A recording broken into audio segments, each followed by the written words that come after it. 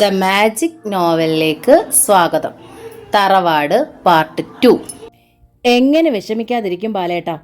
ഇനി ഈ വീട്ടിൽ ആണുങ്ങളായിട്ട് ആരാണുള്ളത്? ശങ്കരനും ലക്ഷ്മി അന്വേഷിച്ച് ഞാൻ എന്തു പറയും? ബാലേട്ടനെ കെട്ടിപ്പിടിച്ചല്ലാതെ അവരെങ്ങനെ ഉറങ്ങും? മാലതി വിതുമ്പി. മാലു, ദൈവം നമ്മളെ കൈവിടില്ല മാലു. ഞങ്ങൾ ഉടനെ വരും. അതുവരെ നീ കുട്ടികളെയും പ്രിയംവതയും നോക്കിക്കൊള്ളണം. മറ്റെന്തോ കൂടി പറയാൻ തുനിഞ്ഞപ്പോഴേക്കും പോലീസ് ഉദ്യോഗസ്ഥൻ തടഞ്ഞു. വരൂ, പോകാം. ഒരു നിമിഷം ബാലശങ്കർ മാലതിയെ ദയനീയമായി നോക്കി. പിന്നെ നിശബ്ദം പോലീസുകാരോടൊപ്പം നടന്നു. ഏട്ടത്തിയമ്മയെ ഒന്നും നോക്കാൻ പോലും ആവാതെ എല്ലാ ദുഃഖങ്ങളും ഉള്ളിലൊതുക്കി ഏട്ടന് പിന്നാലെ ജയശങ്കർ നടന്നു. പൊട്ടിത്തകർന്ന ഹൃദയവുമായി മാലതി നിശ്ചലം നിന്നു. പോലീസ് ജീപ്പ് മുന്നോട്ട് നീങ്ങുമ്പോഴാണ് പ്രിയംവദ കുട്ടികളുമായി വന്നത്. പോലീസ് ജീപ്പ് കണ്ടപ്പോഴേ ശങ്കരനും ലക്ഷ്മിയും ഭയപ്പാടോടെ പ്രിയംവദയെ കെട്ടിപ്പിടിച്ചു. ഹരിയേട്ടനെ കൊണ്ടുവന്ന പോലീസ് ജീപ്പാണെന്നാണ് പ്രിയംവദ കരുതിയത്. ശങ്കര, ലക്ഷ്മി, ഹരിച്ചിറ്റപ്പ വന്നു എന്നാ തോന്നണത്. ജീപ്പ് കടന്നു പോകാൻ വേണ്ടി കുട്ടികളെ ചേർത്ത് പിടിച്ച് മുറ്റത്ത് ഒതുങ്ങി നിന്നുകൊണ്ട് അവൾ പറഞ്ഞു. ജീപ്പ് അവരെയും കടന്ന് മുന്നോട്ട് നീങ്ങുമ്പോഴാണ് അവൾ അത് കണ്ടത്. വിലങ്ങണിഞ്ഞ കൈകളുമായി പോലീസുകാർക്ക് നടുവിൽ ബാലേട്ടനും കൊച്ചേട്ടനും.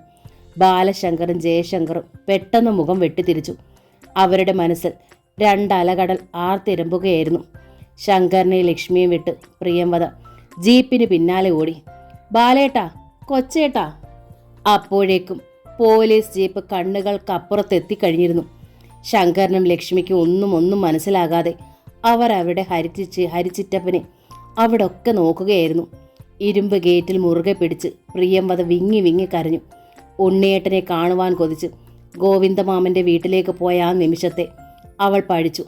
ആരുടെ കരതലം തോളിൽ സ്പർശിച്ചപ്പോൾ അവൾ മുഖമുയർത്തി. ഏട്ടത്തിയമ്മ. ഏറെ നേരം അവർ മുഖത്തോട് മുഖം നോക്കി നിന്നു.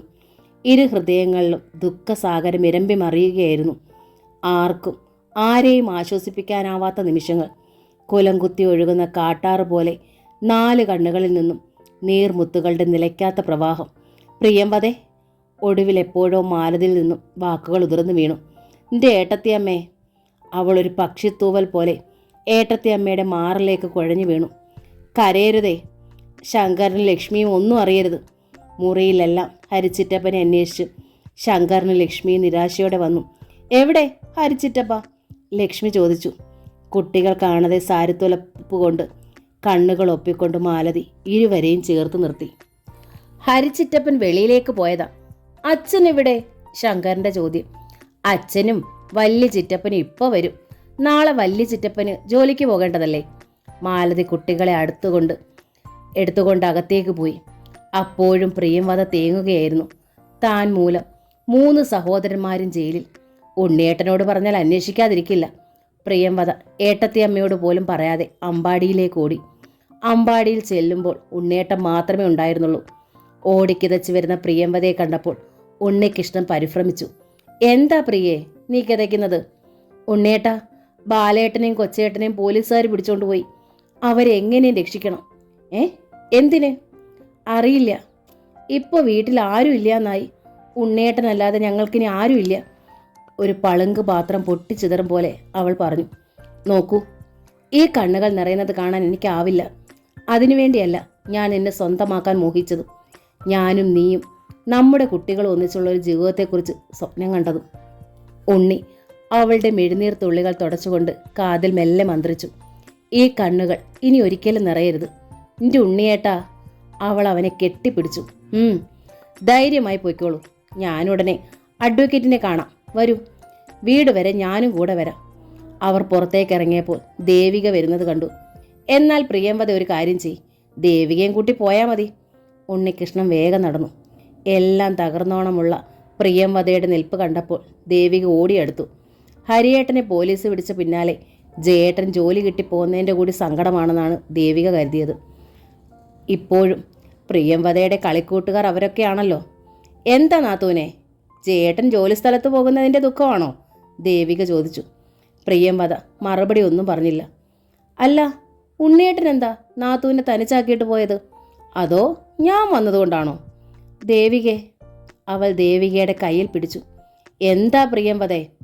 ബാലേട്ടനെയും കൊച്ചേട്ടനെയും പോലീസ് കൊണ്ടുപോയി ദേവികെ. അയ്യോ! ദേവികയിൽ നിന്ന് ഒരു ദീനവിലാപം ഉയർന്നു. ദേവിക ഓടി, പിന്നെ കിടക്കയിൽ വീണ് പൊട്ടിക്കരഞ്ഞു. ദേവികെ, ഏട്ടത്തിയമ്മയും കുട്ടികളും വീട്ടിൽ തനിച്ചേ ഉള്ളൂ, ഞാൻ പോവാ. പ്രിയംവദ കണ്ണുകൾ ഒപ്പിക്കൊണ്ട് നടന്നു. വൈകുന്നേരമായപ്പോഴാണ് ഉണ്ണികൃഷ്ണൻ മടങ്ങി വന്നത്. കോടതിയിൽ ഹാജരാക്കുമ്പോൾ ജാമ്യാപേക്ഷ കൊടുക്കാൻ അഡ്വക്കേറ്റ് മഹേശ്വരൻ പിള്ള സമ്മതിച്ചു. പിറ്റേ ദിവസം പ്രതികളെ കോടതിയിൽ ഹാജരാക്കി. പക്ഷേ കോടതി ജാമ്യം അനുവദിച്ചില്ല. പ്രതി ഡോക്ടർ ബാലശങ്കർ മെഡിക്കൽ കോളേജിലെ അസിസ്റ്റന്റ് സർജൻ ആയതിനാൽ ഫോറൻസിക് വിദഗ്ധന്മാരെ സ്വാധീനിക്കാൻ സാധ്യതയുള്ളതിനാൽ കോടതി ജാമ്യം നിഷേധിച്ചു. ഡോക്ടർ ബാലശങ്കറിന്റെ സഹോദരനായതിനാൽ ജയശങ്കറും ഫോറൻസിക് വിദഗ്ധന്മാരെ സ്വാധീനിക്കുമെന്നും പബ്ലിക് പ്രോസിക്യൂട്ടർ വാദിച്ചതിനാൽ ജയശങ്കറിനും ജാമ്യം നിഷേധിച്ചു. ശങ്കരമംഗലത്ത് ദുഃഖം തളം കെട്ടി നിന്നു. ഗോവിന്ദമാമനും ഉണ്ണികൃഷ്ണനും മാലതിയെയും പ്രിയംവദയെയും ആശ്വസിപ്പിക്കാൻ കൂടെ ശങ്കരമംഗലത്ത് വന്നു. പക്ഷേ രേവമ്മായി ഒരിക്കൽ പോലും വന്നില്ല. ഉണ്ണാതെയും ഉറങ്ങാതെയും ദേവികയും ദിവസങ്ങൾ തള്ളി നീക്കി. ജയേട്ടൻ്റെ സ്വന്തമാകുന്ന നിമിഷങ്ങളെ താലോലിച്ചുകൊണ്ട് കാത്തിരുന്നവളാണ് താൻ. ജയേട്ടന് ജോലി കിട്ടിയപ്പോൾ ആ ദിവസം വന്നെത്തിയെന്ന് വ്യഥാമോഹിച്ചു. നിറപറയും നിലവിളക്കും കൊട്ടും കുരവയും കതിർമണ്ഡപവും എത്രയോ പ്രാവശ്യം താൻ സ്വപ്നം കണ്ടു. എല്ലാം തകർന്നടിയുകയാണ്. ഒരാഴ്ച കഴിഞ്ഞു. ഫിംഗർ പ്രിന്റിൽ ദേവസിയെ കൊല്ലാൻ ഉപയോഗിച്ച കത്തിയിൽ പതിഞ്ഞ കൈവിരലുകൾ ഡോക്ടർ ബാലശങ്കറിൻ്റെതാണെന്ന് തെളിഞ്ഞു. ഡെഡ് ബോഡിയിൽ കണ്ട തലമുടി ജയശങ്കറിൻ്റെതാണെന്ന് തെളിഞ്ഞു. ചെമ്പകശ്ശേരി ശ്രീധരക്കുറുപ്പിനും കല്ലറയ്ക്കൻ ജോർജ് കുട്ടിക്കും സന്തോഷം അടക്കാനായില്ല. പടക്കം പൊട്ടിച്ചു, പോലീസിന് സിന്ദാബാദ് വിളിച്ചും സമരസമിതി സന്തോഷം പ്രകടിപ്പിച്ചു. ശങ്കരമംഗലത്തെ മുറ്റത്തും അവർ പടക്കം പൊട്ടിച്ചു. മാലതിയെയും പ്രിയംവദയും കണ്ടപ്പോൾ കല്ലറയ്ക്കൻ ആവേശത്തോടെ മുദ്രാവാക്യം വിളിച്ചു. മാലതി വാതിൽ കൊട്ടിയടച്ചു. അവർക്ക് ദേഷ്യവും സങ്കടവും തോന്നി. വീണ്ടും സൂര്യൻ ഉദിക്കുകയും അസ്തമിക്കുകയും ചെയ്തു. റിമാൻഡ് അവസാനിച്ചു. പ്രതികളെ കോടതിയിൽ ഹാജരാക്കി. ജില്ല വിട്ടു പോകരുതെന്ന വ്യവസ്ഥയിൽ പ്രതികൾക്ക് കോടതി ജാമ്യം അനുവദിച്ചു. കോടതി വരാന്തയിൽ മാലതിയും കുട്ടികളും പ്രിയംവദയും ഉണ്ണികൃഷ്ണനും കാത്തുനിൽപ്പുണ്ടായിരുന്നു. അല്പമകലെ ശ്രീധരക്കുറുപ്പും ജോർജ് കുട്ടിയും കുറേ പേരും. കോടതിയിൽ നിന്നും അഡ്വക്കേറ്റ് മഹേശ്വരൻ പിള്ളയോടൊപ്പം ആദ്യം പുറത്തേക്ക് വന്നത് ഡോക്ടർ ബാലശങ്കർ ആയിരുന്നു. തൊട്ടു പിന്നാലെ അനുജന്മാരും. ബാലശങ്കർ ശങ്കരനെയും ലക്ഷ്മിയെയും കോരിയെടുത്തു. എൻ്റെ മക്കളെ! അവരുടെ കവിളുകളിൽ 1000 മുത്തം നൽകി. മാലതിയുടെ മിഴികളിൽ സന്തോഷാശ്രുക്കൾ പൊടിഞ്ഞു. പ്രിയംവദയ്ക്കും സന്തോഷം അടക്കാനായില്ല. ഹരിശങ്കർ ഒരു കൊച്ചുകുട്ടിയെ പോലെ ഏട്ടത്തിയമ്മയുടെ തോളിൽ പിടിച്ചു. എൻ്റെ ഹരിക്കുട്ട, നീ ആകെ ക്ഷീണിച്ചല്ലോ മോനെ. മാലതി അവൻ്റെ മുഖത്ത് വാത്സല്യത്തോടെ തടവി. ഈ രംഗമെല്ലാം കണ്ടുകൊണ്ട് തെല്ലകലെ നിന്ന ജോർജ് കുട്ടി കാറിത്തുപ്പി. ഒരു ചേട്ടത്തി അനുജനും ആളുകൾ കാണുമെന്നൊരു വിചാരവുമില്ല. കണ്ടില്ലേ കെട്ടിപ്പിടുത്തം. അവള് മഹാപ്പിഴയല്ലേ. അവന്മാർ രണ്ടുപേരും കല്യാണം കഴിക്കാൻ നിൽക്കുന്നത് വെറുതെയാണോ? പാഞ്ചാലി 5 എണ്ണത്തിൻ്റെ ഭാര്യയായപ്പോൾ ഇവള് 3 എണ്ണത്തിൻ്റെയാ. വൃത്തികെട്ടവള്. വാ, നമുക്ക് പോകാം. അവർ നടന്നു മറയുന്നത് ഹരിശങ്കർ കണ്ടു. നമ്മൾ പുറത്തിറങ്ങിയോന്നറിയാൻ വന്നതാ ചെമ്പകശ്ശേരി. ബാലേട്ടൻ കണ്ടില്ലേ പോകുന്നത്? ബാലേട്ടനെയും ജയനെയും പോലീസ് കൊണ്ടുപോയപ്പോൾ അവർ വലിയ ജാഥയൊക്കെ നടത്തി. നമ്മുടെ മുറ്റത്തും പടക്കം പൊട്ടിയിലും മുദ്രാവാക്യം വിളിയും ആയിരുന്നു. മാലതി പറഞ്ഞു. ബാ, നമുക്ക് വീട്ടിൽ പോവാം. നന്നായെന്ന് കുളിച്ചിട്ട് ദിവസങ്ങളായി. കുട്ടികളെയും എടുത്ത് ബാലശങ്കർ മുമ്പേ നടന്നു. ഒരു ടാക്സി പിടിച്ചാണ് എല്ലാവരും വീട്ടിൽ പോയത്. അന്ന് ശങ്കരമംഗലത്ത് ആഹ്ലാദത്തിൻ്റെ നിമിഷങ്ങളായിരുന്നു. ഉച്ചയ്ക്ക് അവർ ഒന്നിച്ചിരുന്ന് ആഹാരം കഴിച്ചു. ഏട്ടത്തി അമ്മയുടെ കൈകൊണ്ട് വിളമ്പി തന്നിട്ട് എത്ര ദിവസമായി? ഹരി ഊണ് കഴിക്കുന്നതിനിടയിൽ പറഞ്ഞു. ഉണ്ണിയും ഊണ് കഴിച്ചിട്ടാണ് പോയത്. വൈകുന്നേരം ആയപ്പോൾ ദേവികയും അവിടെ വന്നു. ദേവിക ഞങ്ങളെയൊന്നും കാണാൻ വന്നതല്ലല്ലോ. ദാ അപ്പുറത്തേക്ക് ചെല്ല്, എഞ്ചിനീയർ സാർ മയക്കമാ. മാലതി അവളുടെ കവിളിൽ നുള്ളിക്കൊണ്ട് പറഞ്ഞു. ദേവിക നാണത്താൽ മുഖം കുനിച്ചു.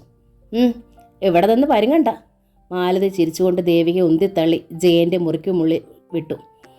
വാതിൽ ചാരിയിരുന്നില്ല. ദേവിക മെല്ലെ മുറിക്കുള്ളിലേക്ക് കയറി. ആരുടെയോ സാന്നിധ്യം അറിഞ്ഞ ജയശങ്കർ മെല്ലെ കണ്ണുകൾ തുറന്നു. സന്തോഷത്താൽ തിളങ്ങിയ മുഖത്തോടെ നിൽക്കുന്ന ദേവികയെ കണ്ടപ്പോൾ അവൻ ചാടി എഴുന്നേറ്റു. ജയേട്ടൻ കിടന്നോളൂ, അവൾ ശബ്ദം താഴ്ത്തി പറഞ്ഞു. പിന്നെ ജയനെ കണ്ണിമയ്ക്കാതെ നോക്കി നിന്നു. എന്തേ ഇങ്ങനെ നോക്കുന്നു? അവൻ ചോദിച്ചു. എത്ര ദിവസമായി ഒന്ന് കണ്ടിട്ട്? ഒരു നിമിഷം അവൾ നിർത്തിയിട്ട് അവൻ്റെ കണ്ണുകളിലേക്ക് ഉറ്റു നോക്കിക്കൊണ്ട് ചോദിച്ചു. എല്ലാവരും പറയുന്നു ദേവസിയെ കൊന്നത് ജയേട്ടനും കൂടിയാണെന്ന്. സത്യമാണോ ജയേട്ടാ? അല്ല ദേവികെ, ഞാനും ബാലേട്ടനും ചെന്നപ്പോഴേക്കും എല്ലാം കഴിഞ്ഞിരുന്നു.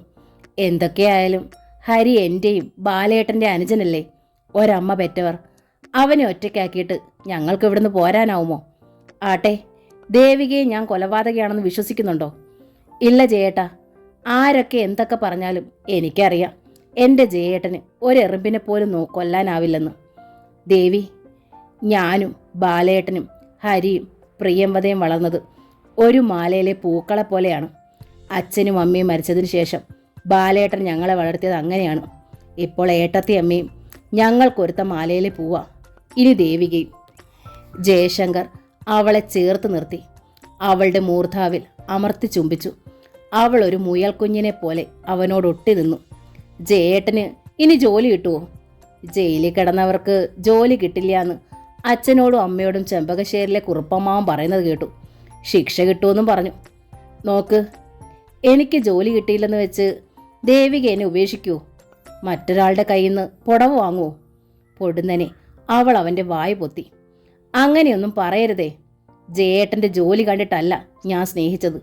എനിക്ക് ജയേട്ടനെ മാത്രം മതി. വാതുക്കൽ ഏട്ടത്തിയമ്മയുടെ മുഖം പ്രത്യക്ഷപ്പെട്ടപ്പോൾ ദേവിക പെടഞ്ഞു മാറി. ഇനി ലേശം കാപ്പി കുടിച്ചിട്ട് മതി കഥകളൊക്കെ. വരൂ, ഞാനൊന്ന് ഫ്രഷ് ആയിട്ട് വരാം ഏട്ടത്തിയമ്മേ, ജയൻ പറഞ്ഞു. എങ്കിൽ ദേവിക വാ.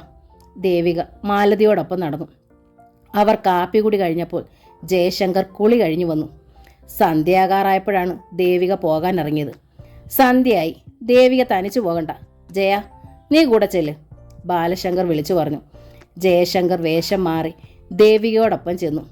അവർ മുട്ടി ഉരുമ്മി പലതും പറഞ്ഞു നടന്നു.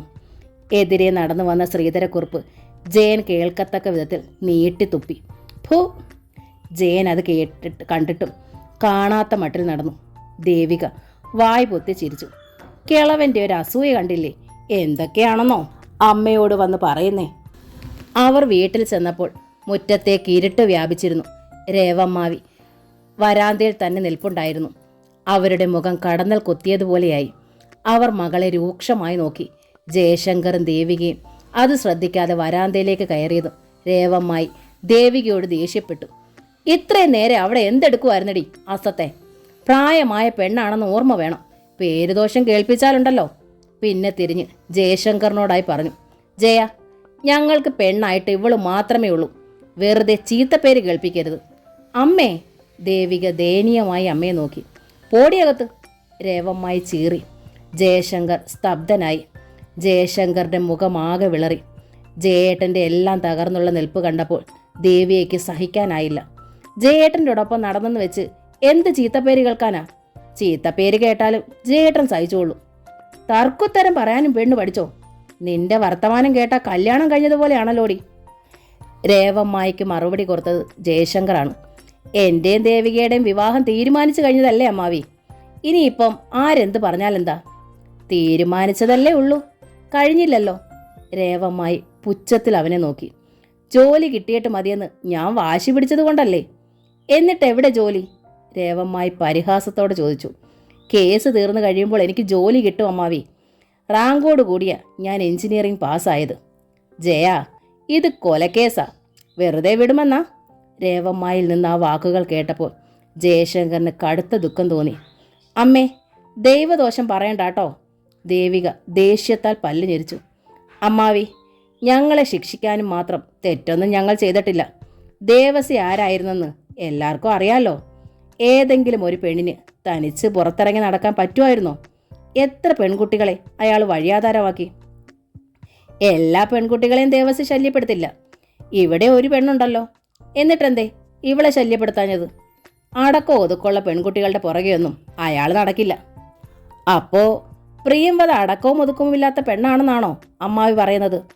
അമ്മാവി, ജീവിച്ചിരുന്നപ്പോൾ നാട്ടുകാരൊക്കെ അറപ്പോടും വെറുപ്പോടും ഭയത്തോടും കണ്ട ദേവസി മരിച്ചു കഴിഞ്ഞപ്പോൾ നല്ലവനായോ? കൊല്ലപ്പെട്ട ദേവസിക്ക് വേണ്ടി വക്കാലത്ത് പിടിക്കാനും നമ്മുടെ നാട്ടിൽ ആളുകളുണ്ടായി. ജയശങ്കർ ഒന്ന് നിർത്തിയിട്ട് രേവമ്മായിയുടെ അടുത്തേക്ക് അല്പം കൂടി നീങ്ങി നിന്നിട്ട് തുടർന്നു.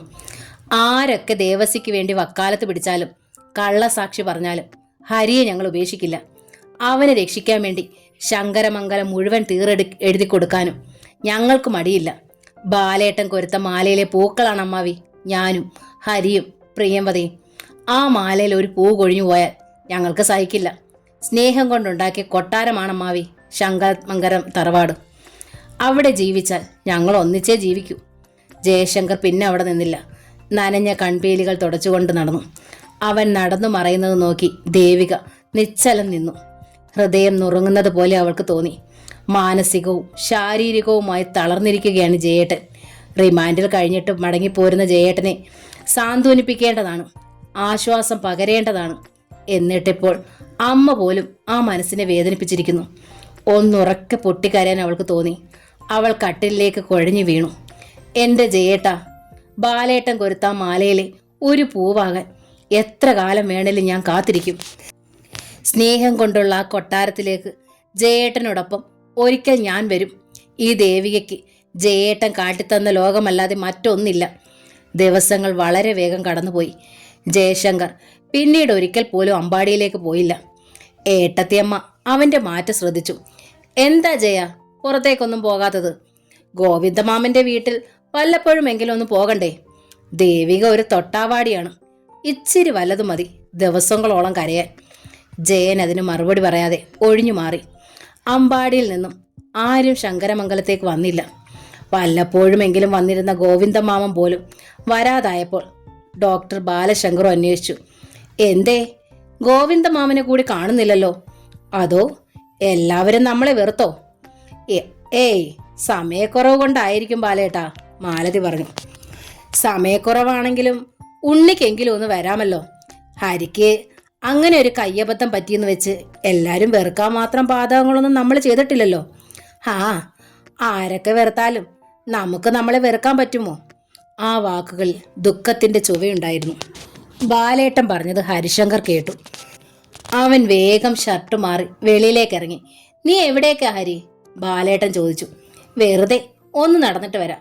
ഞാനും വരും ചിറ്റപ്പാടെ കൂടെ. ശങ്കരൻ ഓടി വന്നു ഹരിയെ പിടിച്ചു. വേണ്ട ശങ്കര, ചിറ്റപ്പ വേഗം വരാം. വേണ്ട വേണ്ട, ചിറ്റപ്പാടെ കൂടെ ശങ്കരനും വരും. അവൻ ശാഠ്യം പിടിച്ചു. എന്റെ ശങ്കരക്കുട്ടനല്ലേ, ചിറ്റപ്പ പെട്ടെന്ന് വരാം. ഹരി ശങ്കരനെ കെട്ടിപ്പിടിച്ച് ഉമ്മ കൊടുത്തു. പോയിട്ട് വരുമ്പം ശങ്കരന് 4 മിഠായും കൊണ്ടുവരാം. എന്താ? ശങ്കരൻ തിരിഞ്ഞു നടന്നു. ജയശങ്കർ നേരെ പോയത് അമ്പാടിയിലേക്കാണ്.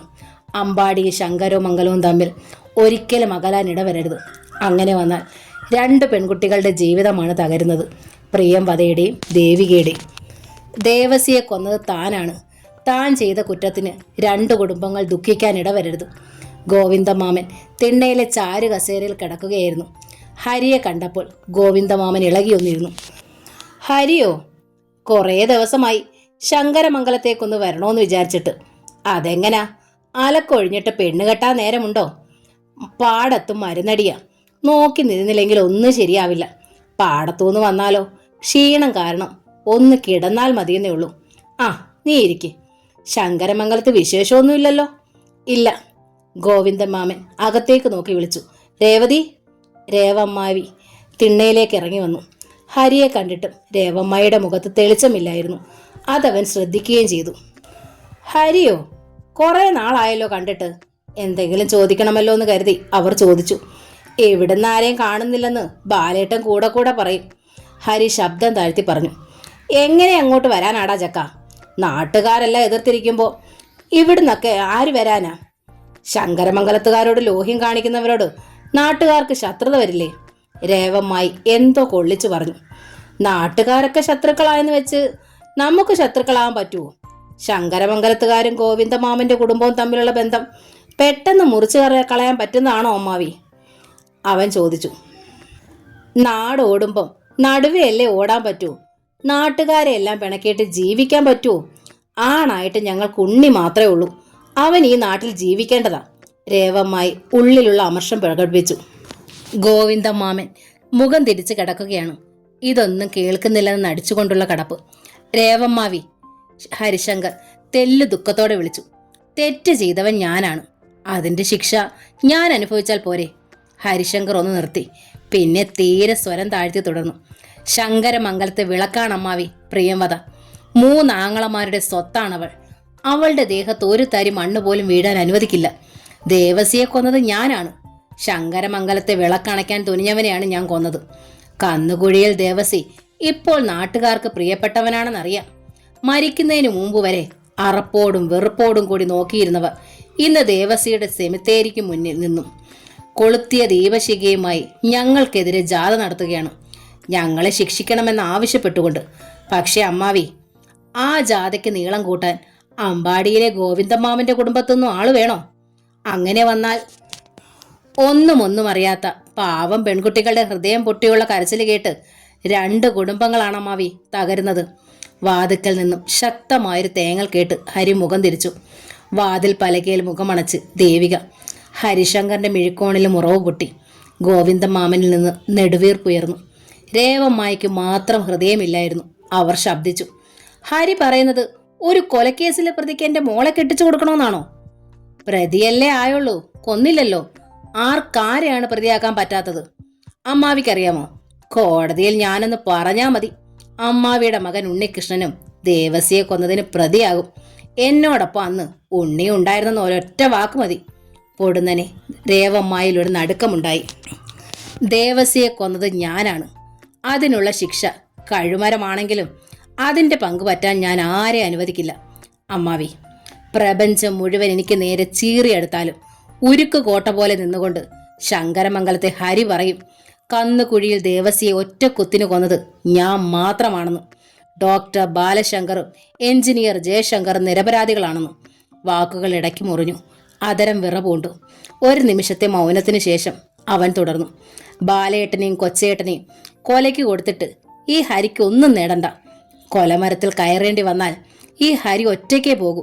ശങ്കരമംഗലത്തെ പൂക്കളിൽ ഒന്നു മാത്രമേ കൊഴിഞ്ഞു പോകൂ. അണയോ പൊട്ടിയൊഴുകിയ ജലപ്രവാഹം 2 കൈകളാലും ഒപ്പിയെടുത്ത് ഹരിശങ്കർ തിരിഞ്ഞു നടന്നു. ഗോവിന്ദമാമനെയും ദേവമ്മായെയും ഒന്ന് നോക്കുക പോലും ചെയ്യാതെ മുറ്റത്ത് കടന്ന് വഴിയിലേക്ക് ഇറങ്ങുമ്പോൾ കയ്യാലയ്ക്കപ്പുറത്ത് നിന്നും ഒരു മൃദുസ്വരം കേട്ടു. ഹരി. അവൻ തിരിഞ്ഞു നിന്നു. ദേവിക. ഇരുവർക്കുമിടയിൽ കനത്ത നിശബ്ദത. വാക്കുകൾക്ക് നന്നേ ക്ഷാമം അനുഭവപ്പെട്ടു. ഒടുവിലെപ്പോഴോ ഹരി മൗനത്തിന്റെ തുമ്പിൽ നിന്നും പുറത്തു കടന്നു. എന്റെ കൊച്ചേട്ടൻ പാവമാണ്. ദേവിക നഷ്ടപ്പെട്ടെന്നറിഞ്ഞാൽ ആ നിമിഷം കൊച്ചേട്ടൻ ജീവൻ പോലും ഒടുക്കിയെന്ന് വരും. ജയേട്ടൻ കള്ളനോ കൊലപ്പുള്ളിയോ ആരുമായി കൊള്ളട്ടെ, ഞാൻ സ്നേഹിച്ചത് ആ മനസ്സിനെയാണ്. ജയേട്ടനില്ലാതെ ഒരു നിമിഷം പോലും എനിക്ക് ജീവിക്കാനാവില്ല. അവൾ വിങ്ങിപ്പൊട്ടി. ഹരിക്കറിയോ, ബാലേട്ടൻ കോർത്ത മാലയിലെ പൂവാകാൻ കാത്തിരുന്നവളാണ് ദേവിക.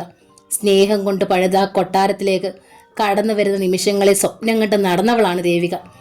അവൾ ഉറക്കെ കരഞ്ഞു, ഉച്ചത്തിൽ. പിന്നെ തിരിഞ്ഞോടി. ദേവിക വീടിനുള്ളിൽ മറഞ്ഞതും ഹരിശങ്കർ നടന്നു. ദേവികയോട് അവന് സ്നേഹവും ബഹുമാനവും തോന്നി. ദിവസങ്ങൾ പിന്നെയും കടന്നുപോയി.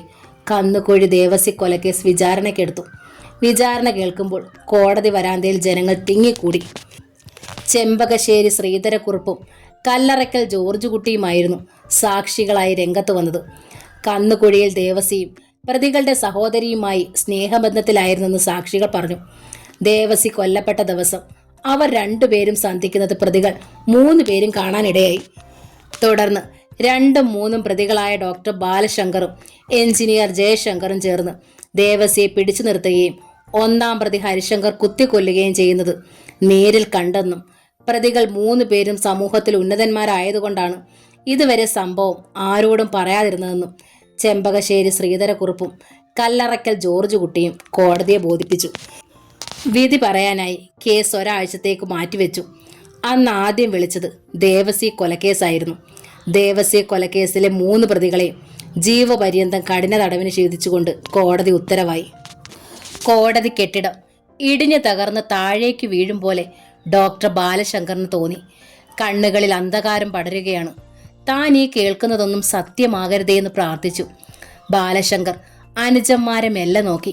ജയശങ്കർ സ്തംഭനാവസ്ഥയിൽ നിൽക്കുകയാണ്. ഹരി ജ്യേഷ്ഠന്റെ നോട്ടത്തെ നേരിടാനാവാതെ മുഖം തിരിച്ചു. വിധി കേൾക്കുവാൻ കാത്തു നിന്നിരുന്ന മാലതി ബോധമറ്റ് നിലം പതിച്ചു. പ്രിയംവതയിൽ നിന്ന് ഉയർന്ന തേങ്ങലിന്റെ ചീളുകൾ ജഡ്ജിയുടെ ഹൃദയത്തെ പോലും നൊമ്പരപ്പെടുത്തി. കോടതിയിൽ നിൽക്കുന്നതെന്ന കാര്യം പോലും വിസ്മരിച്ചുകൊണ്ട് ബാലശങ്കർ മാലതിയുടെ അടുത്തേക്ക് ഓടി. കോടതിയിൽ ഡ്യൂട്ടിക്കുണ്ടായിരുന്ന പോലീസുകാർ ബാലശങ്കറിനെ കടന്നു പിടിച്ചു. പ്ലീസ്, എൻ്റെ ഭാര്യയെ ഞാനൊന്ന് ആശ്വസിപ്പിച്ചോട്ടെ, എന്നെ ഒന്ന് വിടൂ, ബാലശങ്കർ പോലീസുകാരോട് കെഞ്ചി. പോലീസുകാർ ദാക്ഷിണ്യമൊന്നും കാട്ടിയില്ല. നെഞ്ചു പൊടിഞ്ഞു പോകും പോലെ ബാലശങ്കറിന് തോന്നി. ആരൊക്കെയോ മാലതി ഉണർത്താൻ ശ്രമിക്കുകയാണ്. ചിലർ വെള്ളം മുഖത്ത് തളിക്കുന്നുണ്ട്. പ്രിയംവദ പരിസരം പോലും മറന്ന് പൊട്ടി പൊട്ടി കരയുകയാണ്. ഒന്നും കാണാനാവാതെ ജയശങ്കർ ഇരു കൈകളും മുഖത്ത് ചേർത്ത് പിടിച്ച് ശബ്ദമില്ലാതെ കരഞ്ഞു. ഹരി കോടതി വരാന്തയിൽ തിങ്ങി നിറഞ്ഞ ജനക്കൂട്ടത്തിടയിൽ ആരെയോ പരുതുകയായിരുന്നു. ഒടുവിൽ കണ്ടു, ജനക്കൂട്ടത്തിനിടയിൽ 2 പേർ, ചെമ്പകശ്ശേരി ശ്രീധരക്കുറുപ്പും കല്ലറയ്ക്കനും. ഹരിയുടെ പല്ലുകൾ ഞെരിഞ്ഞമർന്നു, കൈകൾ തരിച്ചു. തൻ്റെ കുടുംബം തകർത്തവർ. ഹരിയുടെ കണ്ണുകളിൽ നിന്നും അഗ്നി ചിതറി. അവനൊരു കുതിപ്പായിരുന്നു. കോടതി സ്ഫോടനാത്മകമായ രംഗത്തിന് സാക്ഷ്യം വഹിച്ചതിനാൽ ഹരിയുടെ പോക്കും ആരും അത്ര പ്രതീക്ഷിച്ചില്ല. ഹരി ജനക്കൂട്ടത്തിനിടയിലൂടെ കടന്ന് ശ്രീധരക്കുറുപ്പിൻ്റെയും കല്ലറയ്ക്കൻ്റെ ഷർട്ടിൽ കുത്തിപ്പിടിച്ചു. എടാ പട്ടികളെ, വധശിക്ഷയ്ക്കല്ലടാ വിധിച്ചിരിക്കുന്നത്. ശിക്ഷ കഴിഞ്ഞ് ഞാൻ വരുമടാ. എൻ്റെ കുടുംബം തകർത്ത നിന്നെ ഒന്നും വിടില്ലടാ, ഹരി അലറുകയായിരുന്നു. അപ്പോഴേക്കും പോലീസുകാർ പാഞ്ഞെത്തി ഹരിയുടെ കൈകളിൽ വിലങ്ങണിയിച്ചു. പിന്നെ 3 പേരെ പോലീസ് വാനിലേക്ക് കയറ്റി. ബാലേട്ടാ, കൊച്ചേട്ടാ, ഹരിയേട്ടാ, ഞങ്ങളെ കൊന്നേച്ചു പോയിക്കോളൂ, ഞങ്ങൾക്കിനി ജീവിക്കണ്ട. പ്രിയംവദ ജനക്കൂട്ടത്തെ തള്ളി മാറ്റി പോലീസ് വാനിനടുത്തേക്ക് ഓടി. മാലതിക്ക് അപ്പോഴും ബോധം വീണിരുന്നില്ല. ഡോക്ടർ ബാലശങ്കർ വിലങ്ങണിഞ്ഞ കൈകൾ സാവധാനം ഉയർത്തി പ്രിയംവദയുടെ മിഴികൾ തുടച്ചു. കരയരുത് മോളെ, ശങ്കരൻ ലക്ഷ്മി എവിടെ? ലക്ഷ്മിയെ സ്കൂളിലാക്കിയിട്ടാ പോന്നെ, അവൾ കരച്ചിലിനിടയിൽ പറഞ്ഞു. എൻ്റെ ബാലേട്ടാ, ശങ്കറിനോട് ലക്ഷ്മിയോട് ഞങ്ങൾ എന്താ പറയുക? ഞങ്ങൾക്കിനി ആരുമില്ല. അവൾ ബാലേട്ടനെ കെട്ടിപ്പിടിച്ച് കരഞ്ഞു.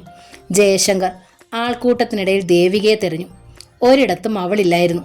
രേവമായി വിട്ടു കാണില്ലെന്ന് അവൻ അറിയാമായിരുന്നു. ദേവിക ഇപ്പോൾ മനമുരുകി തനിക്ക് വേണ്ടി പ്രാർത്ഥിക്കുകയായിരിക്കും. പാവം, അവൾ അറിയുന്നുണ്ടോ അവളുടെ ജയേട്ടൻ ജീവപര്യന്തം തടവിന് ശിക്ഷിക്കപ്പെട്ട് ജയിലിലേക്ക് പോവുകയാണെന്ന്? ഓർത്തപ്പോൾ നെഞ്ചിടം തകരുന്നത് പോലെ ജയന് തോന്നി. അവൻ വിമ്മി വിമ്മി കരഞ്ഞു. ദേവികയുടെ മുഖം ഒരിക്കലെങ്കിലും ഒന്ന് കാണാൻ വെറുതെയെങ്കിലും അവൻ മോഹിച്ചു. കൊച്ചേട്ടാ, പ്രിയംവദ ജയശങ്കറിൻ്റെ അടുത്തെത്തി. ജയൻ അവളെ വാരിപ്പുണരാൻ കൈകൾ നീട്ടിയപ്പോഴേക്കും പോലീസുകാരൻ വാനിലേക്ക് കയറ്റി കഴിഞ്ഞിരുന്നു. കൊച്ചേട്ടാ, ഞങ്ങൾ കൂടി കൊണ്ടുപോ, പ്രിയംവദ അലമുറയിട്ടു. ഹരിയെ നേരത്തെ വാനിൽ കയറ്റിയിരുന്നു. കമ്പി വലയ്ക്കിടയിലൂടെ തൻ്റെ സഹോദരിയുടെ ഹൃദയം പൊട്ടിയുള്ള കരച്ചിൽ അവൻ കേട്ടു. ഒന്നും കാണാനും കേൾക്കാനും ശക്തിയില്ലാതെ ഹരി മുഖം തിരിച്ചു. പോലീസ് വാൻ മെല്ലെ മുന്നോട്ട് നീങ്ങി. പ്രിയംവദ കുറേ നേരം പോലീസ് വാനിലൂടെ പിന്നിലെ അലമുറയിട്ട് കരഞ്ഞോടി. പിന്നെ അവൾ സാരിയിലുടുക്കി കാൽ തട്ടി വീണു. അപ്പോഴേക്കും പോലീസ് വാൻ അങ്ങ് ദൂരെ ചെന്ന് കഴിഞ്ഞിരുന്നു. ഹരിക്ക് ദുഃഖം അടക്കാനായില്ല. കന്നുകുഴിയിൽ ദേവസ്യയെ കൊന്നത് താനാണ്. താൻ മാത്രം ചെയ്ത കുറ്റത്തിന് ജ്യേഷ്ഠന്മാർ കൂടി ശിക്ഷിക്കപ്പെട്ടിരിക്കുന്നു. ബാലേട്ടൻ്റെ ജോലി നഷ്ടപ്പെടും. കൊച്ചേട്ടന് ഒരിക്കലും ഇനി ജോലി കിട്ടില്ല. ശങ്കരമംഗലം അനാഥമായിരിക്കുന്നു. ആണുങ്ങളില്ലാത്ത വീട്. ഏട്ടത്തെ അമ്മയ്ക്ക് ഭർത്താവിന് നഷ്ടപ്പെട്ടിരിക്കുന്നു. രേവമ്മയുടെ വാക്കിൽ നിന്നും പ്രിയംവദയ്ക്ക് ഉണ്ണിയെ ആശിക്കേണ്ടതില്ല. എല്ലാം താനൊരാൾ കാരണം. ദൈവമേ, ശങ്കരനും ലക്ഷ്മിയും അച്ഛൻ്റെയും ചിറ്റപ്പന്മാരെയും കാണാതെ അവരുടെ നെഞ്ചിലെ ചൂടേൽക്കാതെ എത്ര നാൾ കഴിയണം? ഹരിയിൽ നിയന്ത്രണത്തിൻ്റെ കണ്ണികൾ പൊട്ടി. അവൻ പരിസരം മൂലം മറന്ന് ഒരു കൊച്ചുകുട്ടിയെപ്പോലെ കമ്പി വലയിൽ മുഖം അമർത്തി പൊട്ടിക്കരഞ്ഞു. ബാലശങ്കർ അവനെ അരുമയോടെ തലോടി. ഞാൻ ഒറ്റ ഒരുത്തനാ ബാലേട്ടനെയും കൊച്ചേട്ടനെയും ഈ നിലയിലാക്കിയേ. ബാലേട്ടനെ ഏട്ടത്തിയമ്മയും കൊച്ചേട്ടനും ദേവികയെ നഷ്ടമാക്കിയേ, അവൻ പുലമ്പി. സാരയില്ല ഹരിക്കുട്ട, നീ നമ്മുടെ കുടുംബത്തിന്റെ മാനം കാക്കുമല്ലായിരുന്നോടാ. അല്ലായിരുന്നെങ്കിൽ കന്നുകുഴിയിലെ ദേവസി നമ്മുടെ പ്രിയംവദേ. വാക്കുകൾ മുഴുപ്പിക്കാൻ ബാലശങ്കറിന് കഴിഞ്ഞില്ല. ഹരിയെ സാന്ത്വനിപ്പിക്കാനാണ് പറഞ്ഞതെങ്കിലും ബാലശങ്കർ വിതുമ്പിപ്പോയി. തൻ്റെ കുടുംബത്തെ അനാഥമാക്കിയ ശ്രീധരക്കുറുപ്പിനോടും കല്ലറക്കാരനോടും ഹരിശങ്കറിന് അടങ്ങാത്ത പക തോന്നി. എന്നെങ്കിലും പുറത്തിറങ്ങിയാൽ രണ്ടിനോടും എണ്ണി എണ്ണി പകരം ചോദിക്കണം. തൻ്റെ കുടുംബത്തെ വഴിയാധാരമാക്കിയതുപോലെ അവരുടെ കുടുംബത്തെയും തകർക്കണം. ഹരി ഒരു പ്രതിജ്ഞ പോലെ ആ തീരുമാനം മനസ്സിലുറപ്പിച്ചു. ഇതേ സമയം ബോധം വീണ്ടു കിട്ടിയ മാലതി കോടതി വരാന്തയിൽ തല തല്ലി കരയുകയായിരുന്നു. എൻ്റെ ബാലേട്ടാ, നമ്മുടെ കുട്ടികളോട് ഞാൻ എന്ത് സമാധാനം പറയും ബാലേട്ടാ? ഞങ്ങൾക്കിനി ആരും ഇല്ലാണ്ടായല്ലോ. ഒരു ഭ്രാന്തിയുടെ മട്ടും ഭാവവുമായിരുന്നു മാലതിക്ക്. ഈ സ്ത്രീക്ക് ഭ്രാന്ത് പിടിച്ചോ എന്ന് പോലും പലരും സംശയിച്ചു. ഒടുവിൽ അഡ്വക്കേറ്റ് മഹേശ്വരൻ പിള്ളയാണ് എല്ലാവരെയും സമാധാനിപ്പിച്ച് ഓട്ടോറിക്ഷയിൽ കയറ്റി വീട്ടിലാക്കിയത്. വീട്ടിൽ ചെന്നിട്ടും അവരുടെ കരച്ചിൽ നിലച്ചിരുന്നില്ല. തൊട്ടടുത്ത വീട്ടിലായിരുന്ന ശങ്കരൻ അമ്മയും ആന്റിയും വന്നതറിഞ്ഞ് ഓടി വന്നു. അമ്മ എന്തിനാ കരയണത്? ശങ്കരൻ മാലതിയുടെ മാറിൽ തല വെച്ചുകൊണ്ട് ചോദിച്ചു. അപ്പോഴും മാലതി കൂടുതൽ ഒച്ചത്തിൽ കരഞ്ഞു. അവൻ കുറേ നേരം അമ്മയെ നോക്കി നിന്നിട്ട് അടുത്ത മുറിയിലേക്ക് പോയി. തലയിണയിൽ മുഖം അമർത്തി വിങ്ങി വിങ്ങി കരയുകയായിരുന്നു പ്രിയംവദ. ശങ്കരൻ കട്ടിൽ വലിഞ്ഞു കയറി. പിന്നെ പ്രിയംവദയുടെ പുറത്ത് കയറിയിരുന്നു. ആന്റിയും കരയുവാണോ? അമ്മയും കരയുവാ? എന്തിനാ ആന്റി കരയണേ? ശങ്കരൻ ഒന്നും മനസ്സിലായില്ല. പറ ആന്റി, എന്തിനാ കരയണേ? അവൻ ശാഠ്യം പിടിച്ചു. ശങ്കര, ആന്റിയോടൊന്നും ചോദിക്കരുത് മോനെ. ഈ ആന്റി തകർന്നു പോകുമടാ ശങ്കര. പ്രിയമത ശങ്കരനെ കെട്ടിപ്പിടിച്ചു കരഞ്ഞു. ആന്റിക്ക് വലിയ പവറാ. അവൻ പിണങ്ങി എഴുന്നേറ്റ് പോയി. ലക്ഷ്മി വരുന്നതും കാത്ത് അവൻ പൂമുഖത്ത് കുത്തിയിരുന്നു. സ്കൂളിൽ നിന്ന് വരുന്ന ലക്ഷ്മി മുറ്റം കടക്കും മുമ്പ് ശങ്കരൻ ഓടി അടുത്തെത്തി. ചേച്ചി, ചേച്ചി, അമ്മയും ആന്റിയും കരയുക. എന്തിനാന്ന് ചോദിച്ചിട്ട് പറയുന്നില്ല. രണ്ടിനും വലിയ പവറാ. ശരിക്കും നീ ചോദിച്ചോ? ലക്ഷ്മി സ്കൂൾ ബാഗ് അവന്റെ കയ്യിലേക്ക് വെച്ചു കൊടുത്തിട്ട് ചോദിച്ചു. 2 പ്രാവശ്യം ചോദിച്ചു. എന്നാലേ ചേച്ചി ചോദിക്കാം, വാ. ലക്ഷ്മി മുന്നിലും ശങ്കരൻ പുസ്തക സഞ്ചി തലയിൽ വെച്ച് സ്വാമിയെ അയ്യപ്പ എന്ന് പറഞ്ഞുകൊണ്ട് പിന്നിലുമായി. ആദ്യം മാലതിയുടെ അടുത്തേക്ക്. അമ്മ എന്തിനാ അമ്മയെ കരയണത്? ലക്ഷ്മി ചോദിച്ചു. മാലതി കരച്ചിൽ നിർത്തുകയോ കുട്ടികളെ നോക്കുകയോ ചെയ്തില്ല. കാരണമൊന്നും അറിയാതെ കുട്ടികളും കൂടെ കരഞ്ഞു. പിന്നെ കൂട്ട നിലവിളിയായി. പ്രിയമത മുഖം തുടച്ച് തേങ്ങലൊതുക്കി അവിടേക്ക് വന്നു. അവൾ കുട്ടികളെയും എടുത്തുകൊണ്ട് അടുക്കളയിലേക്ക് പോയി. അന്ന് ഉച്ചയ്ക്ക് ഭക്ഷണമൊന്നും വെച്ചിരുന്നില്ല. രാവിലത്തെ ഇഡലിയും ചട്നിയും കുട്ടികൾക്ക് കൊടുത്തു. മമ്മി, ആന്റി എന്തിനാ കരഞ്ഞേ? ഇഡലി തിന്നുന്നതിനിടയിൽ ലക്ഷ്മി വീണ്ടും ചോദിച്ചു. ഒന്നുമില്ല മോളെ. പ്രിയമത മുഖം തിരിച്ചു. എടാ ശങ്കര, അച്ഛ വരുമ്പോ ചോദിക്കാം, അല്ലെങ്കിൽ ചിറ്റപ്പ വരുമ്പോ ചോദിക്കാം. ശരിയാ, അച്ഛയോടും ചിറ്റപ്പയോടും ചോദിക്കാം. ശങ്കരനും സമ്മതിച്ചു. എന്റെ മക്കളെ, അച്ഛയും ചിറ്റപ്പമാരും വരില്ല മക്കളെ. ഇനി നിങ്ങൾക്ക് അവരെ കാണണമെങ്കിൽ എത്രയോ വർഷങ്ങൾ കഴിയേണ്ടി വരുമെന്നറിയോ? പ്രിയംവദയ്ക്ക് പറയണമെന്നുണ്ടായിരുന്നു. പക്ഷേ വാക്കുകൾക്ക് ശബ്ദമില്ലായിരുന്നു. ദുഃഖത്തിന്റെ പരമോന്നതിയിലെത്തിയിട്ടും അവൾ അതരങ്ങളിൽ എല്ലാം ഒതുക്കി. ശങ്കരനും ലക്ഷ്മിയും പൂമുഖത്തേക്ക് പോയപ്പോൾ പ്രിയമത അടുക്കള ഭിത്തിയിൽ തലയിട്ടടിച്ച് വിതുമ്പി കരഞ്ഞു. എന്റെ ബാലേട്ടാ, ഈ ചിരിക്കുടുക്കിയ എല്ലാം വരുത്തി വെച്ചത്. ഇത്രയും വരുമെന്ന് കരുതിയിരുന്നെങ്കിൽ ദേവസിക്ക് ഞാൻ വഴിപ്പെടുമായിരുന്നു ബാലേട്ടാ. പിന്നെ പിന്നെ ഈ ചിരിക്കുടുക്ക ആരെയും ശല്യപ്പെടുത്താതെ മരിക്കുമായിരുന്നു. പ്രിയംവദ 2 കൈകളും തലയിൽ താങ്ങി നിലത്തിരുന്നു. സമയം കടന്നു പോകുന്നത് ആ വീട്ടിൽ ആരും അറിഞ്ഞില്ല. ശങ്കരനും ലക്ഷ്മിയും മാത്രം സമയം പോകുന്നതറിഞ്ഞു. സ്റ്റെതസ്കോപ്പും കയ്യിൽ പിടിച്ച് ഗേറ്റ് തുറന്നു വരുന്ന അച്ഛയെ കാണാതെ അവർ വിഷമിച്ചു. ചിറ്റപ്പായും കാണുന്നില്ല. ഇന്നെന്തു പറ്റി? ചിറ്റപ്പയെങ്കിലും ഈ സമയം വീട്ടിൽ കാണേണ്ടതാണ്. മുറ്റത്തും തൊടിയിലുമൊക്കെ സന്ധ്യയുടെ മഞ്ഞളിപ്പ് പടർന്നു. ശങ്കരനും ലക്ഷ്മിയും പൂമുഖത്ത് നിന്ന് എഴുന്നേറ്റില്ല. ശങ്കര, ലക്ഷ്മി, സന്ധ്യയായി, അകത്ത് കയറ്.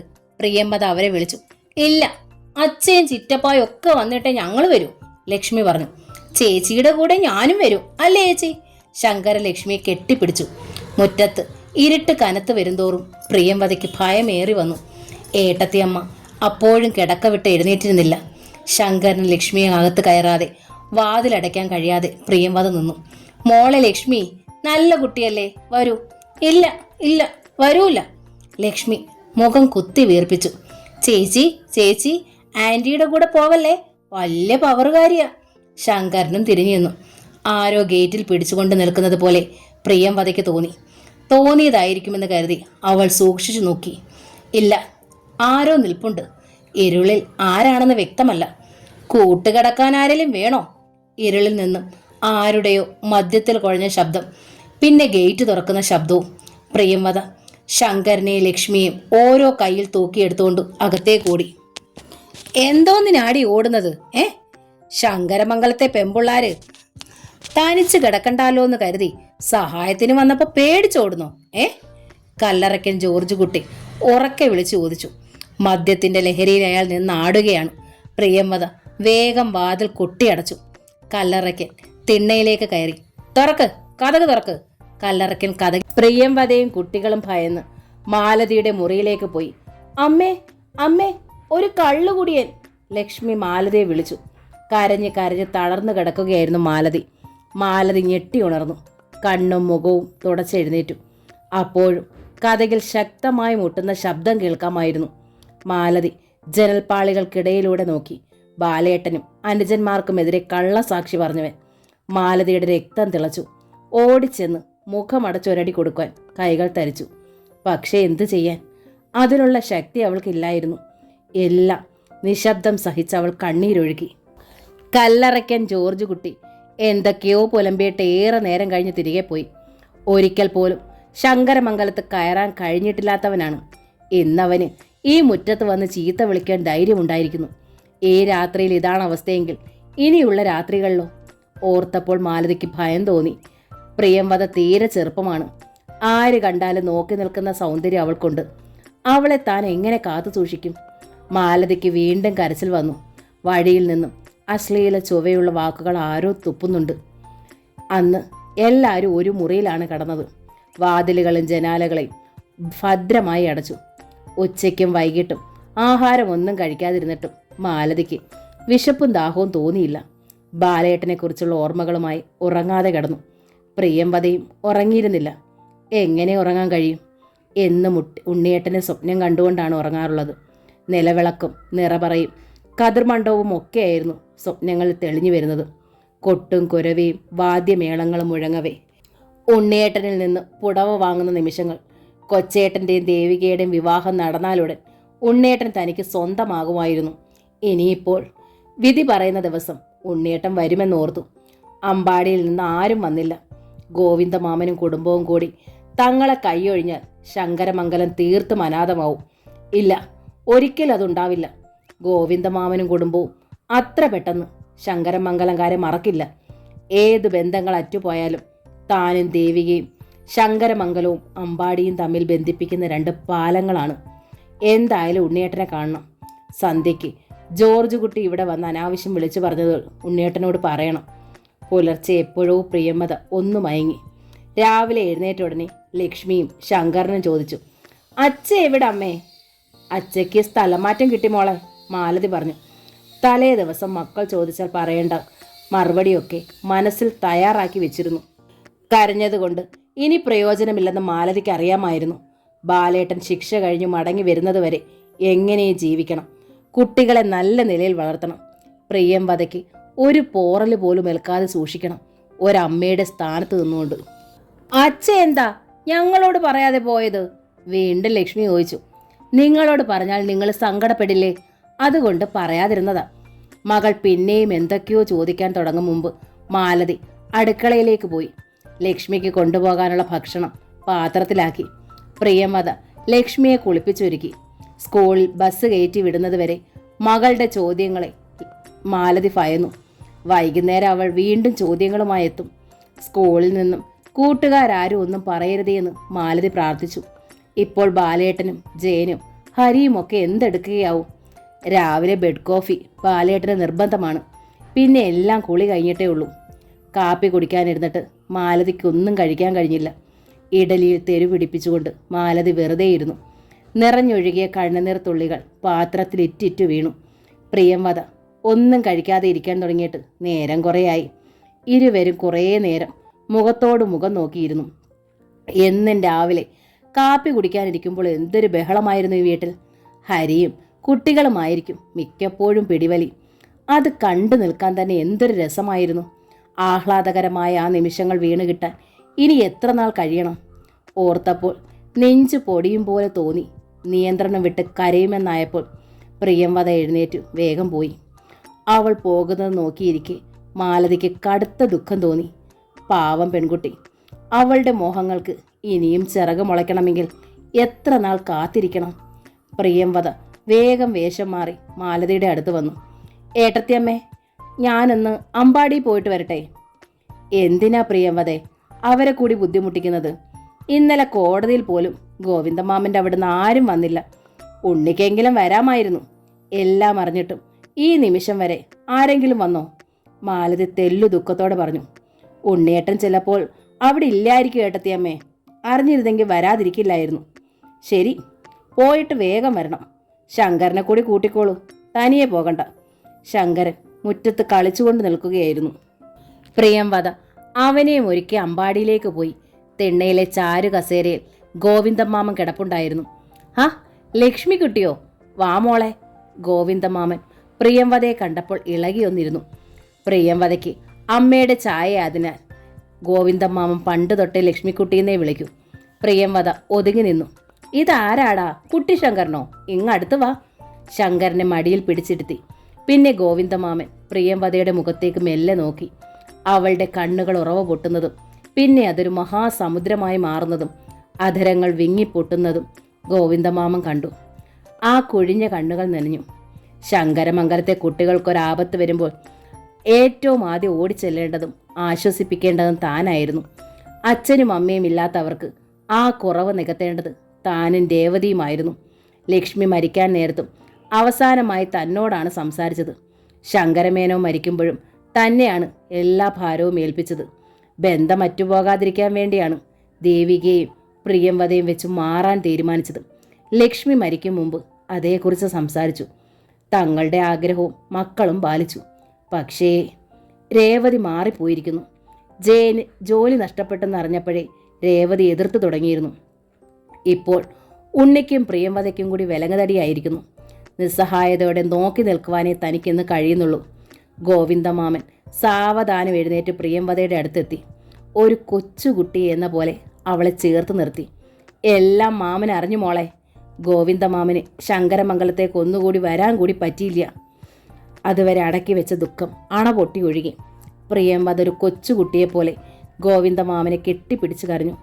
ഞങ്ങൾക്ക് ആരുമില്ല, ആരും. അവൾ ഗോവിന്ദമാമൻ്റെ നെഞ്ചിൽ മുഖമണച്ചു. വാതിൽ പലയ്ക്ക് പിന്നിൽ നിന്നും മറ്റൊരു തേങ്ങൽ കൂടി ഉയർന്നു. ഗോവിന്ദമാമൻ്റെ നെഞ്ചിൽ നിന്നും പിടിവിടാതെ പ്രിയംവദ തിരിഞ്ഞു നോക്കി. ദേവിക. ഇന്നലെ മുതൽ അവൾ ഒരേ കിടപ്പായിരുന്നു. കോടതിയിൽ പോകാൻ ശാഠ്യം പിടിച്ചതാണ്. അമ്മ വിട്ടില്ല. അപ്പോൾ മുതൽ കരയാൻ തുടങ്ങിയതാണ്.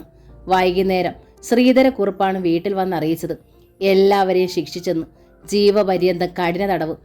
അതും കൂടി കേട്ടപ്പോഴേക്കും ദേവിക ആകെ തകർന്നുപോയി.